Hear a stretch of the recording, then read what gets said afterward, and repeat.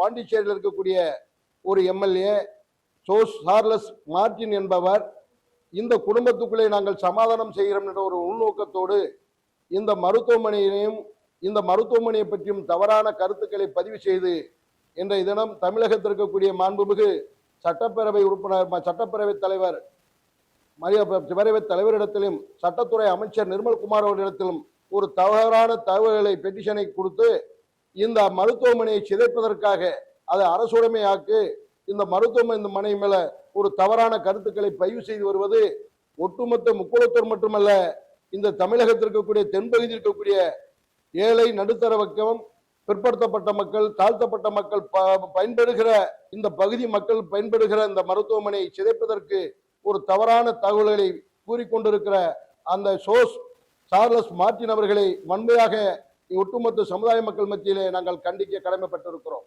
இன்று தமிழக அரசு இருக்கக்கூடிய உயர்மட்ட சபாநாயகரிடத்திலும் சட்ட அமைச்சரிடத்திலும் தவறான கருத்துக்களை பதிவு செய்து கொண்டிருக்கின்றார்கள்.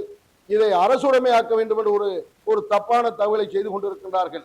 இந்த அரசே அந்த மருத்துவமனையை அரசு மருத்துவமனைகளை சரி செய்ய முடியாமல் இருக்கக்கூடிய இந்த காலகட்டத்தில் ஒரு தமிழகத்திலே மிக பிரம்மாண்ட அளவில் ஒரு தனியார் மருத்துவமனை பொதுஜனங்களுக்காக லட்சக்கணக்கான மக்களுக்காக சேவை செய்கின்ற ஒரு மருத்துவமனை சிதைப்பதற்கு அவர்களிடத்திலே பல ஆயிரம் கோடி பணம் வைத்திருக்கின்றார்கள்.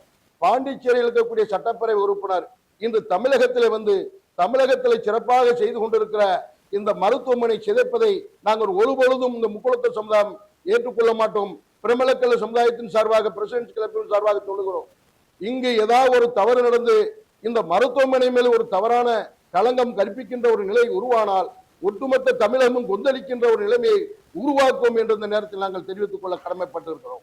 இன்னொன்று, தமிழக அரசுக்கு நாங்கள் சொல்லிக்கொள்ள கடமைப்பட்டிருக்கிறோம். இப்படி தப்பான நபர்களை இன்றும் இந்த அரசாங்கத்திற்கு களங்கம் கற்பித்துக் கொண்டிருக்கிற இப்படி ஒரு தவறான நபர்களை நீங்கள் இனங்கண்டு அவர்கள் மேலும் சட்டப்பூர்வ நடவடிக்கை எடுக்க வேண்டும்.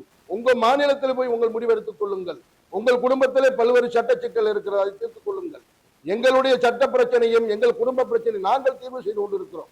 ஒரு சமுதாயம் நடத்துகின்ற ஒரு மிக பிரமாண்ட ஒரு மருத்துவமனை சிதைப்பதற்கு ஒரு TSITL ஒன்று சேர்ந்திருக்கிறது என்றால் அந்த TSITL-ஐ நாங்கள் எதிர்த்து போராடி செய்ப்பதற்கு எங்களுக்கு நன்றாக தெரியும். இப்படி தவறான நபர்கள் மேலே சட்டப்பூர்வ நடவடிக்கை எடுத்து அவர்களை தண்டிக்கப்பட வேண்டும் என்ற இந்த நேரத்தில் தமிழக அரசுக்கும் நாங்கள் கேட்டுக்கொள்கின்றோம்.